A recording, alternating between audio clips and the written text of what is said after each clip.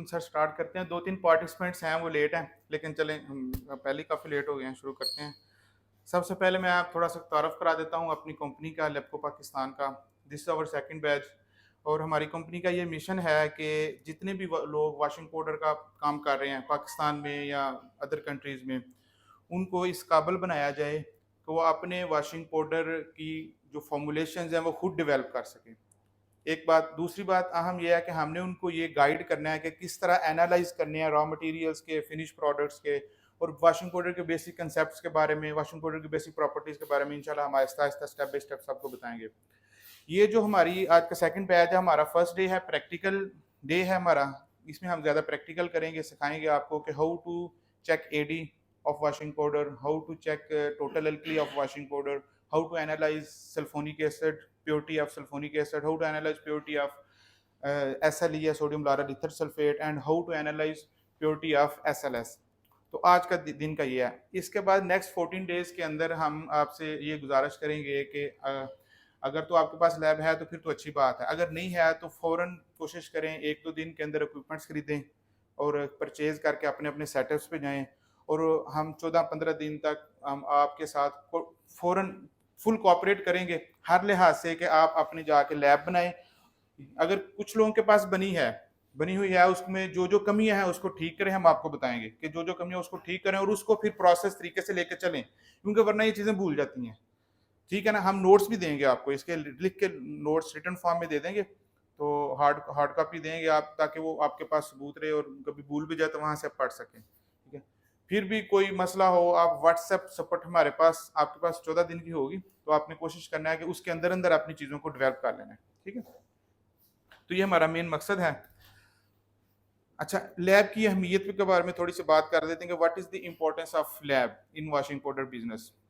अच्छा, सब raw material analysis के जब हम लैब हमारे पास होगी तो क्या करेंगे हम अपना जब रॉ मटेरियल हमारे पास आते हैं वेयर हाउस में, तो रिसीव करने से पहले, रॉ मटेरियल को अनलोडिंग करने से पहले, अपने फैक्ट्री के अंदर रिसीव करने से पहले हमारा पहला स्टेप क्या होता है कि उनको एनालाइज करना है कि आया कि जो रॉ मटेरियल हमने खरीदे हैं, और वो साथ सर्टिफिकेट एनालिसिस भी ज़ाहिर आता है, तो वो जो रॉ मटेरियल हमने खरीदे हैं, जो स्टैंडर्ड्स हमें कंपनी ने दिए हैं हमारे वेंडर ने, कि आया कि वो उन स्टैंडर्ड्स के मुताबिक हैं भी हैं कि नहीं है, तो उसको चेक करने के लिए हमारे पास लैब का होना जरूरी है। अभी तक जो 99% सेटअप है पाकिस्तान के अंदर, वो बस अंदाजे से चेक करते हैं, फोमिंग झाग बना के टब के अंदर चेक करते हैं, हाथ पे लगा के चेक करते हैं जी ये जल रहा है हाथ पे या नहीं जल रहा।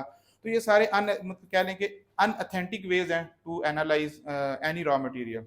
तो लैब जब होगी तो आप उनके परफेक्ट एनालिसिस कर सकते हैं। मिसाल दे देता हूँ आपको सल्फोनिक एसिड की। सल्फोनिक एसिड अगर आप 96% मार्केट से खरीद रहे हैं, तो जाहिर है प्रोसेस फॉल्ट्स, प्रोसेस वेरिएशन हर जगह पे होती हैं। जैसे हमारे वॉशिंग पाउडर में प्रोसेस वेरिएशन होती है, इसी तरह जहां पर सल्फोनिक एसिड बन रहा है वहां पर भी वेरिएशन पॉसिबल्स हैं, गलती के चांसेस हर जगह होते हैं। तो हो सकता है कि कहीं गलती से आपको वो 96 की बजाय 95 आ जाए, 94 आ जाए। ठीक है, तो वो जब आपके पास लैब होगी ना, तो आप वो उसकी प्योरिटी चेक कर सकते हैं। अब फॉर एग्जांपल मिसाल देता हूँ, आपने अपनी तरफ से 96 खरीदा, आपने उसकी लैब नहीं चेक की, अनलोड कर लिया, उसकी परसेंटेज एक्चुअल में 94% थी, जो आपको पता ही नहीं था।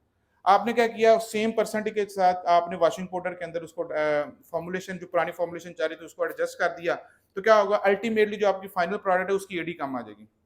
जब उसकी एडी कम आएगी, जाहिर है उसकी फोमिंग और उसकी क्लीनिंग एबिलिटी कम हो जाएगी, जो कि मार्केट से एट द एंड आपको उसकी कंप्लेन आएगी और ये बहुत बैड इंपैक्ट जाएगा। आपको पता ही नहीं चलेगा कि यार हमने तो सल्फोनिक एसिड पूरा डाला था, हमने एसएलएस भी पूरा डाला था, लेकिन ये गलती कहाँ पर हुई, आप उसको फाइंड ही नहीं कर सकते जब तक कि आपके पास लैब नहीं होगी। तो ये लैब की सबसे अहमियत है कि आप जब तक लैब नहीं होगी, आप अपनी प्रोडक्ट के ऊपर कॉन्फिडेंट कभी भी नहीं हो सकते।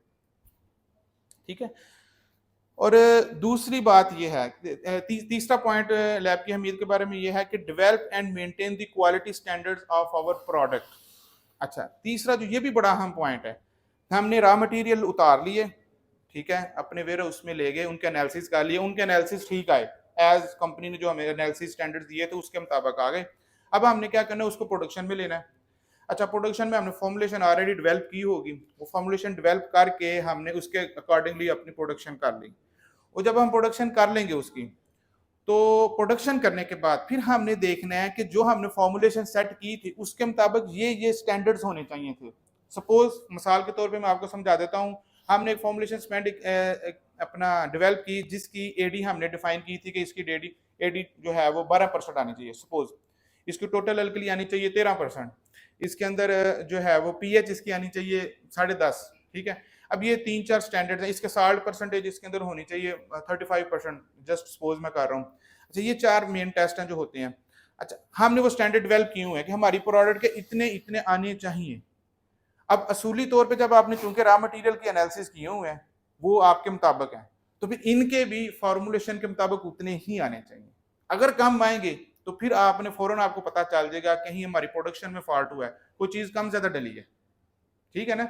अगर क्योंकि रॉ मटेरियल तो आपके ठीक है, तो सेकंड स्टेप के अंदर आप क्या देखेंगे कि प्रोडक्शन जो है हमारी, वो प्रोडक्शन में हमें कहीं फॉल्ट है, या कि मिक्सिंग प्रॉब्लम है, या किसी गलती से किसी लड़के ने गलती से, या वो आपके जो ऑपरेटर्स हैं कि गलती से उन्होंने कोई चीज़ कम ज़्यादा डाल दी है, सल्फोनिक कम डाल दी है, कोई भी चीज़ इस तरह से, तो वो ये चीज़ है। वो इसका सबसे बड़ा एक और फायदा ये होता है कि आपके मंथ एंड पे जब आप हर बैच के एनालिसिस करते हैं ना, हर बैच के, तो मंथ एंड के अंदर जब आप महीने का हिसाब करते हैं ना रॉ मटेरियल्स का, वो आपके एक्यूरेट आएंगे। उसकी वजह ये है, उसकी वजह क्या है, उसकी वजह यह है कि जब आप एनालिसिस करते हैं तो आपके स्टैंडर्ड के मुताबिक आ रहे होते हैं, इसका मतलब है सारी चीजें ठीक ठीक डाल रही हैं, तो मंथ एंड पे आपके स्टॉक्स भी जाहिर है कोई कम ज्यादा नहीं होगा। तो एक तो ये, अगर वो कहीं चीज गलत डाल रही है, फॉर एग्जाम्पल आप उसकी लैब ही नहीं करते, उसकी एडी नहीं चेक करते, तो अब महीने बाद देखते हैं जी आपका सल्फोनिक जनाब वो 1 टन सल्फोनिक कम हो गया, या 1 टन सल्फोनिक एक्स्ट्रा आ रहा है। ये अक्सर प्रोसेस आते होंगे, मुझे 99% लोगों के ही आते होंगे, क्यों मुझे सब बताएं सर, आते हैं मसाइल ये। अच्छा, वो क्या होता है, क्योंकि हमें पता ही नहीं होता कि हमारे लड़के क्या क्या चीज कितनी कितनी डाल रहे हैं। तो इसी सूरत में पॉसिबल है, अगर आप बैच की एक करते हैं ना, एक बैच आप बनाते हैं, उसकी आप एडी करते हैं, आप कहते हैं हाँ हाँ यार एडी फार्मूले के मुताबिक तो इतनी आ रही है, तो इसका मतलब ये है कि हमारी वो सल्फोनिक भी लड़कों ने ठीक डाला। अगर वो एडी ज्यादा आ रही है या कम आ रही है, तो इसका मतलब है वो सल्फोनिक या ज्यादा डाल गया या कम डाल गया।